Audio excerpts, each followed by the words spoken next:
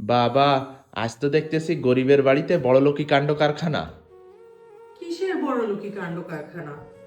বুঝতে পারতিস না কিসের বড়লোকি কাণ্ড কারখানা? তুমি কি কাটতিছ? ক্যাপসিকাম।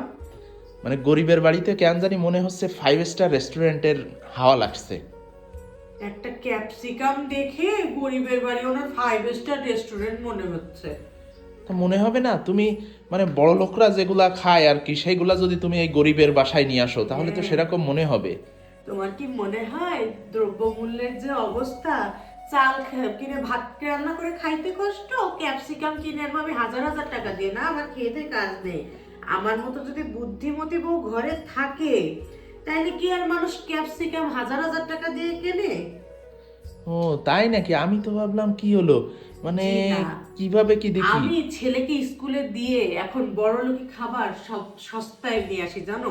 স্কুলে ভ্যানের সামনে, মানে স্কুলের সামনে ভ্যানে পাওয়া যায় না এমন কিছু নেই, খালি লেচ্ছা দিছি বাচ্চা লন, লেচ্ছা দিছি বাচ্চা লন। সস্তা সস্তা সস্তা, বস্তা ভরেন বস্তা ওরা বস্তা।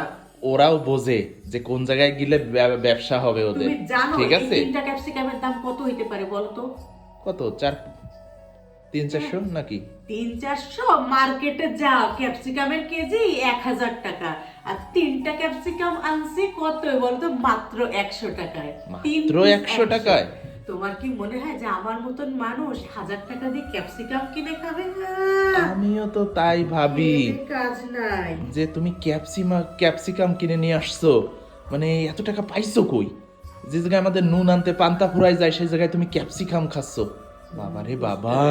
নিয়ে আসলাম কেন জানো? বাচ্চার স্কুলে হরেক রকম টিফিন বানায় দিতে হয়, তো ভাবলাম ক্যাপসিকাম দিয়ে একটু পিজা টিজা ঘরে বানায় দেওয়া যাবে। আর দেখো এদিকে আসো কই আমার যাচ্ছো? সাথে।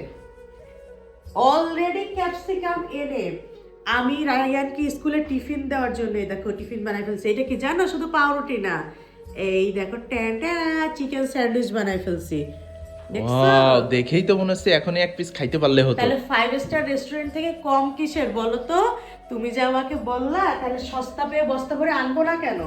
না সেটা ঠিক আছে। স্কুলের সামনে ভ্যানে জামা কাপড় থেকে শুরু করে জুতা স্যান্ডেল থেকে শুরু করে আলু পেঁয়াজ রসুন পাওয়া যায় না এমন কিছু নেই। না পারে আমি এক ভ্যানালাকে বলছি, ভাই আপনারা আর একটা ভ্যানালার সাথে কথা বলেন, এখন এখানে একটু মাছ মাংস ডিমে আনারও ব্যবস্থা করেন। আপনার সব শেষ হয়ে যায়, কিচ্ছু থাকে না স্কুল ছুটি হইতে হইতে।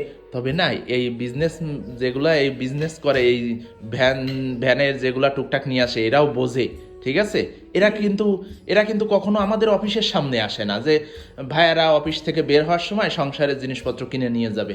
এরা কিন্তু বোঝে যে ওই যে স্কুলের সামনে হাবাইতে মহিলাগুলো আছে, ওদের ওই জায়গায় নিয়ে গেলে মানে হাবাইতের মতো লুটে পুটে খাবে সবকিছু।